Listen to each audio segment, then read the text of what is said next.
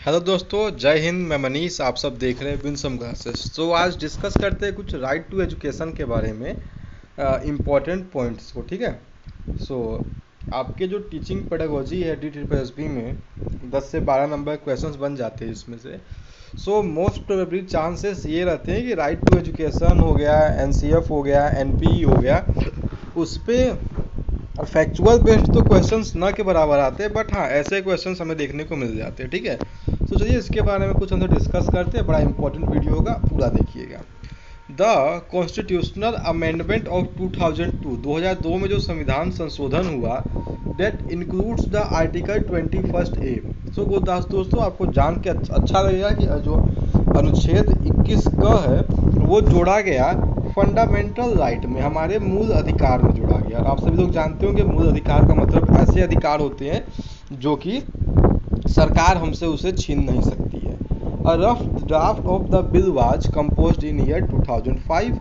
आगे चल के 2005 में उसका ड्राफ्ट वगैरह बन के तैयार हुआ। The right to children free, the right of children free and compulsory education act. ठीक है। राइट ऑफ मीन्स अधिकार किसका, बच्चों का अधिकार किस लिए, फ्री मुफ्त एवं अनिवार्य शिक्षा अधिनियम एक्ट वाज प्रपोज्ड ऑन 4 अगस्त 2009। ध्यान देना, 4 अगस्त 2009 डेट पे फोकस करिएगा।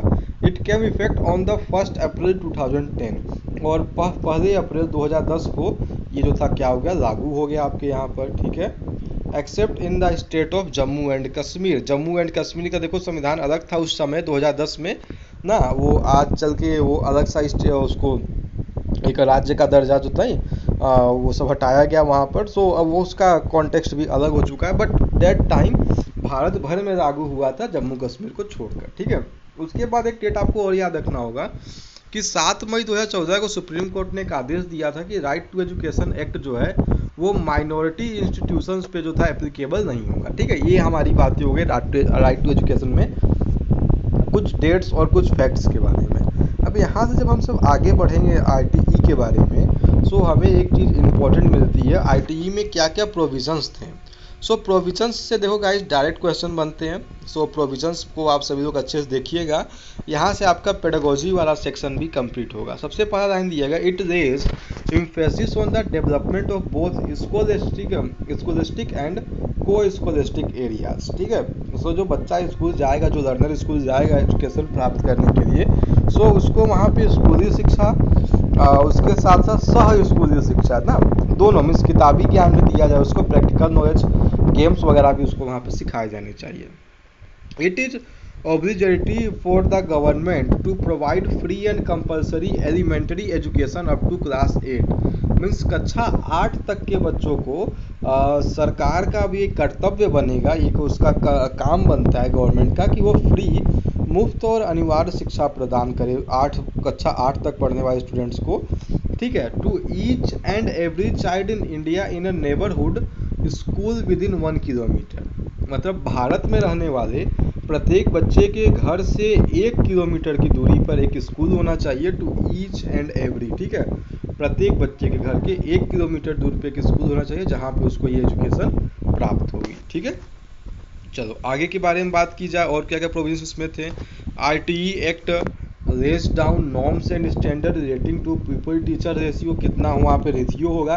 अच्छा, अब आपके दिमाग में ये प्रश्न बनेगा कि सर तो रेशियो कैसे फाइंड करूँगा, क्या होगा, ये सारी चीज़ें मैं इसके बाद दूसरा वीडियो का लिंक आपको दूंगा, उसमें वो सारी डिटेल्स आपको मिल जाएगी। ठीक है। चलो और क्या इसमें देखो बताया गया दोस्तों, और क्या बताया गया यहाँ पर, पुपिल टीचर रेशियोज कितना होगा, क्लासरूम्स कैसे होंगे, separate toilets for girls and boys, drinking water facility, number of school working days, working hours for teacher, each and every elementary school means primary school और middle school India has to complies with this minimum standards set by the ITE act. तो ITE act में जो जो standards यहाँ पर आपको दिए जा रहे हैं ना, जो भी यहाँ पर आपको दिए जा रहे हैं वो सारी चीज़ें उसको भी फॉलो करना यहाँ पर सभी स्कूलों का ये एक प्रकार का फ़र्ज बनेगा जो कि उनको फॉलो करना होगा, अदरवाइज उनकी जो मान्यता होगी उसको सरकार द्वारा रद्द कर दिया जाएगा। ठीक है। चलो ITE act mandates an out of school child is admitted to an age appropriate class and provided with special training to enable the child to come up to age appropriate learning level। सो इसमें क्या होता है दोस्तों, अगर जैसे कि कोई child आया स्कूल में एडमिशन लेने के लिए, बट उसका जो वो है जो एज के अकॉर्डिंग जो उसका मानसिक विकास है उतना नहीं हो पाया, बट उसको आपको एडमिशन देना होगा और आप उसको स्पेशल ट्रेनिंग प्रोवाइड करवाओगे। ठीक है, स्पेशल ट्रेनिंग प्रोवाइड करवा के उसको इनेबल करोगे, उसको इस योग्य बनाओगे कि वो अपने एज ग्रुप के बच्चों के साथ बैठकर इस एजुकेशन को प्राप्त कर सके। ठीक है, आगे देखते हैं कुछ और फैक्ट्स को। अगला है कि RTE act provides for rational deployment of teachers by ensuring that the specified pupil teacher ratio is maintained for each school and there is no urban rural imbalance. तो इसमें क्या हुआ दोस्तों, ऐसा बताया गया कि जो क्लास में एक टीचर के पास 20, 25, 30 स्टूडेंट्स से ज़्यादा होते थे ना, वो रेशियो अभी आपको बता दूंगा मैं वो इस वीडियो में, नेक्स्ट वीडियो में। सो उसको यहाँ पर कम करने की बात की गई आरटीई एक्ट में, कि जैसे एक टीचर पे जो हम सब पढ़ा करते थे कि एक हमारे क्लास में 80, 90, 120 बच्चे पढ़ा करते थे, टीचर क्या बोल रहे पीछे आवाज़ ही नहीं आती थी। आप सबने उसको प्रॉब्लम को फेस किया होगा। प्रेजेंट डे में भी खासकर सरकारी स्कूलों में, प्राइवेट स्कूल्स की तो कंडीशन काफ़ी हद तक बेटर है, बट सरकारी स्कूल में आज भी ये प्रॉब्लम हमें वहाँ पर देखने को मिलती है। ठीक है, चलो RTE act prohibits physical punishment. इसमें जो है physical punishment, mental harassment, discrimination. Discrimination किसके आधार पे? लिंग के आधार पे, जाति के आधार पे, वर्ग के आधार पे, धर्म के आधार पे सबको रोका गया यहाँ पर। ठीक है ना, आप फिजिकल पनिश कर सकते हो चाइल्ड को, लर्नर को, ना ही उसको मेंटली आप हैरेस कर सकते हो, ना ही उसको आप डिस्क्रिमिनेट करोगे। Screening procedures for admission of children, capitation fee, private tuition by teacher and running of school without recognition. ठीक है, सारी चीज़ों में उसमें सुधार करने की बात की गई थी। चलो आगे कहाँ गया, RTE act provides for development of curriculum. उसमें पाठ्यक्रम के निर्माण पर भी जोर दिया गया। Would ensure the all around development of every child by building child's knowledge, human potential and talent. ठीक है, तो उसमें एक ऐसा पाठ्यक्रम निर्माण करने की बात की गई जिसके माध्यम से स्टूडेंट के सभी ना चारों तरफ से उसका विकास किया जा सके, वो आपका वहाँ पे पॉसिबल हो पाए। ओके, चलो बात की जाए नेक्स्ट पॉइंट की। RTE act mandates that no child can be held back और expelled from school until class 8। इसमें क्या बताएगा दोस्तों, चाहे कुछ भी हो जाए, किसी भी आप लर्नर को क्लास 8 पास करने से पहले उसको स्कूल आने से आप नहीं रोकेंगे। ये बेसिकली किसके बारे में कहा जा रहा है, आरटीई एक्ट के बारे में। ठीक है, चलो सो ये भी आपको एक इंटरेस्टिंग फैक्ट पता चला होगा ना। सो उसमें क्लास 8 से पहले जो है क्लास को आप वहाँ नहीं हटा सकते। The act has mandated the continuous comprehensive evolution, CCE को उसमें डाला गया था। वो क्या होता है, उसको आपके DSSB के पॉइंट ऑफ व्यू से इम्पोर्टेंट नहीं है, उसको हम फिर कभी दूसरे वीडियो में डिस्कस कर देंगे ना।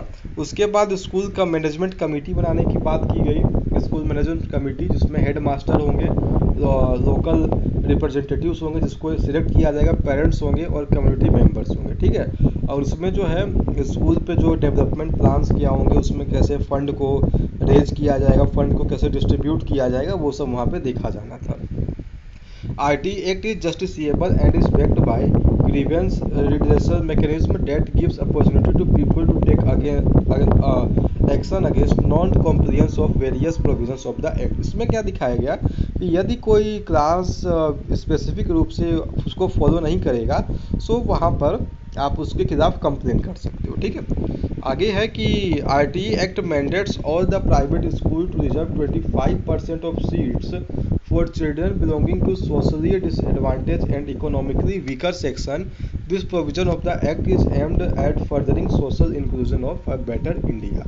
सो इसमें एक आपको एक वो और भी डाला गया कि जो बच्चे होंगे, जो प्राइवेट स्कूल्स होंगे, जो अच्छे स्कूल्स होते हैं, उसमें 25% सीट्स जो हैं रिजर्व होंगे कमज़ोर वर्ग के बच्चों के।